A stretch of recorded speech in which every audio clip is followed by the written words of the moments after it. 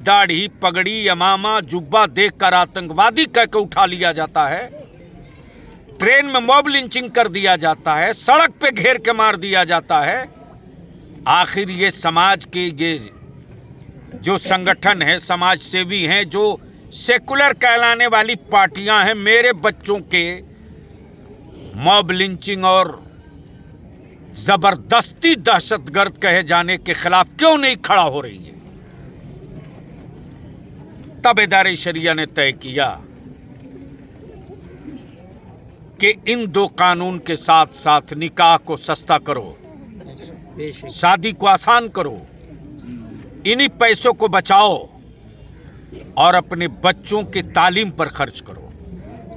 उसके लिए एक एक गांव, एक एक टोला, एक एक पुरवा, एक एक मस्जिद, एक एक मदरसा जोड़ने का अदारे शरिया का जो मुहिम है, उसी मुहिम का आज मशावरती नशिस्त हुई, जिसमें 1000 लोग से बेशी शरीक हुए।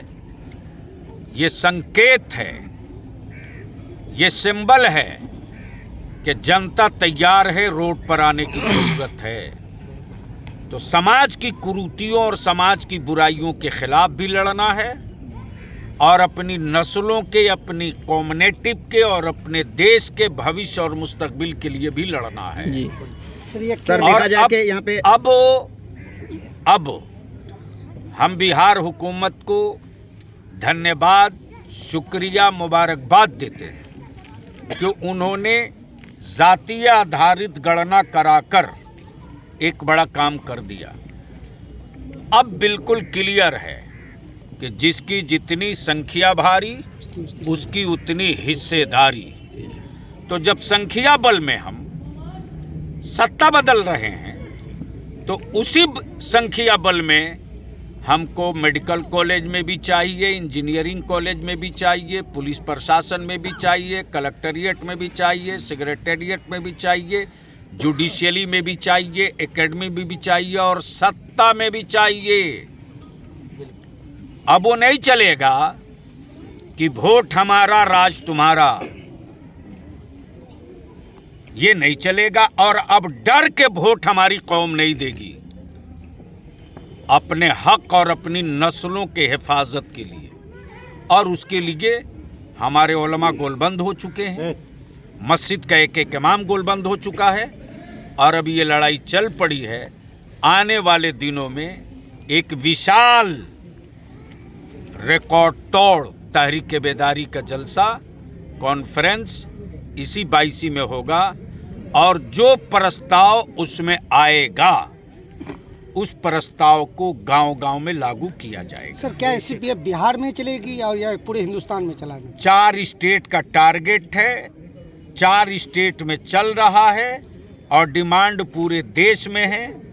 और आपको बता दूं एडवांस खुशखबरी कि 11 फरवरी को दिल्ली में तहरीक बेदारी की नोएडा में बैठक हो रही है, खड्डा कॉलोनी में, और दिल्ली को 4 जोन में बांटा गया है। इदारे शरिया अभी हिंदुस्तान के 13 स्टेट में इसकी राज शाखाएं हैं, जहां दारुल कज़ा, दारुल इफ्ता और तहरीक की तैयारी का वर्क शुरू है। सर जैसा कि आज प्रोग्राम का आयोजन किया गया जिसमें से बैसा, अमौर, डगरवा, बायसीत तमाम क्षेत्र के लोग आए थे, किस तरह से लोगों का आपके साथ सहयोग मिल रही है? जो आपने भीड़ देखा, ये सहयोग का सिंबल नहीं है, ये भरोसा है कि तहरीक आगे चले। हर बच्चे के कांधे पर नामूसे रिसालत का झंडा होगा, हर ईमान वाले के कांधे पर नामूसे रिसालत का झंडा होगा। हम पानी के बगैर जी सकते हैं, अपने रसूल के बगैर नहीं जी सकते। सर आप एक जलसे का जिक्र किया जो 22 के सरजमीन पर होनी चाहिए, क्या उसकी अभी तक कोई तारीख हो पाई है?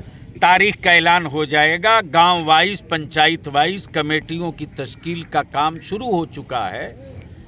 इसके 3-4 लेयर होंगे। मैदान कमेटी अलग होगी, तालीम कमेटी अलग होगी, इंतज़ामिया टीम अलग होगी और कहाँ किस गांव, किस पंचायत में किस भाव, किस वज़न के लोग हैं, उसकी टीम अलग होगी। जब आदमी का कलेक्शन हो जाएगा तो डिपुटेशन में सहूलत होगी। सर इदारा क्षेत्रवासियों के लिए आपका क्या संदेश है इस प्रोग्राम को लेकर के? हमें संदेश देने की जरूरत नहीं है, संदेश गांव-गांव जा चुका है। लोग तारीख का इंतजार कर रहे हैं। उस तारीख के ऐलान होते ही दुनिया देखेगी कि अब तक सबका झंडा लेकर सीमांचल निकला था, आज मुस्तफ़ा की इज्जत और अजमत का झंडा लेकर निकला। सर इदारा शरिया, जैसा कि इदारा शरिया जो तहरीक बेदारी चला रही है, तो क्या इस्लाम धर्म के लिए है और भी धर्म को शामिल करके चलेगी? इस एजेंडे में तो खुला हुआ है, किस धर्म के बेटियों के पास जहेज का मामला नहीं है। कौन धर्म के लोग कहते हैं कि बेटे बेटियां जाहिल रहें? किस मजहब के लोग कहते हैं कि हम अनपढ़ रखना चाहते हैं? अदारे शरिया एक तहरीक भी है, एक मिशन भी है। अब जिसको लगता है कि हमको भी शरीक होना चाहिए, गाड़ी छूट रही है, सवार हो जाइए। अब तक किसी तरह की कोई सहयोग आई है, कोई सहयोग किए हैं अदर कास्ट वाले? बहुत सारी जगहों पर लोगों ने तहरीक बेदारी के इजलास में चंदे भी दिए हैं, शरीक भी हुए हैं। बहुत सारी जगहों पर लोगों ने पियाव का, पानी का, चाय का व्यवस्था भी किया है, जिसको देखकर समाज में नफरत फैलाने वालों की 2-4 दिन नींद भी नहीं आई है। कुछ लोग देश तोड़ना चाहते हैं और भारत का ईमान वाला देश को जोड़ के रखना चाहता है। ठीक है सर, बहुत बहुत शुक्रिया।